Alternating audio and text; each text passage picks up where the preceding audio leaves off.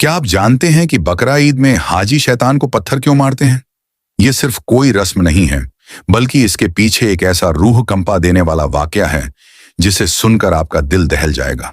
अल्लाह का हुक्म पूरा करने के लिए जब हजरत इब्राहिम अपने लाडले बेटे इस्माइल को कुर्बान करने मीना की तरफ जा रहे थे, तो एक बेहद खौफनाक वाकया पेश आया। सोचिए, एक बाप जिसे इतनी मन्नतों के बाद औलाद मिली हो, वो अपने उसी बेटे के गले पर छुरी चलाने जा रहा था। तभी उनके सामने एक बहुत बड़ा इम्तिहान आ गया। शैतान ने एक हमदर्द बुजुर्ग का रूप ले रखा था ताकि वो एक एक करके इस पूरे घराने के ईमान से खेल सके। सबसे पहले शैतान हजरत इब्राहिम के पास गया। उसने बहकाते हुए कहा, ऐ इब्राहिम, क्या कोई बाप अपने ही खून को अपने हाथों से ज़िबह कर सकता है? तुम किसी धोखे में हो। लेकिन अल्लाह के नबी का यकीन चट्टान से भी ज्यादा मजबूत था।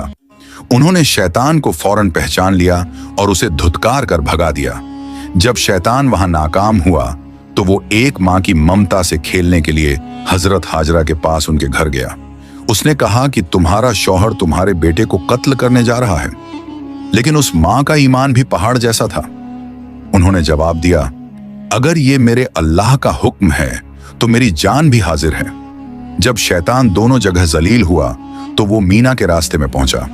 रास्ते में हजरत इब्राहिम आगे चल रहे थे और छोटे इस्माइल कुछ कदम पीछे थे। शैतान ने मौका पाकर पीछे से चुपके से उस छोटे बच्चे इस्माइल को डराना चाहा। उसने कान में कहा, तुम्हारा बाप तुम्हें ज़िबह करने ले जा रहा है, अपनी जान बचाओ और भाग जाओ। लेकिन सुभान अल्लाह, उस छोटे बच्चे का ईमान तो देखिए। इस्माइल डरे नहीं, बल्कि उन्होंने जवाब दिया, अगर ये मेरे अल्लाह का हुक्म है तो मेरी जान हाजिर है। शैतान की चोरी पकड़ी गई। उसी वक्त हजरत जिब्राइल के इशारे पर हजरत इब्राहिम और उनके बेटे ने उस शैतान पर 7 कंकरियां बरसानी शुरू कर दी। पत्थर लगते ही शैतान की एक आंख फूट गई और वो दर्द से चीखता हुआ वहीं जमीन में धंस गया।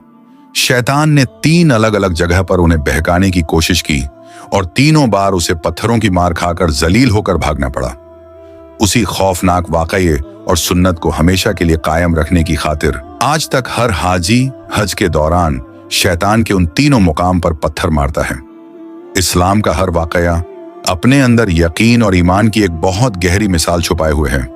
अगर आप भी हजरत इब्राहिम और उनके घराने के इस मजबूत यकीन को दिल से मानते हैं तो कमेंट में एक बार अल्लाहू अकबर जरूर लिखें और इस्लाम के ऐसे ही हैरत अंगेज वाकयात के लिए अभी सब्सक्राइब करें।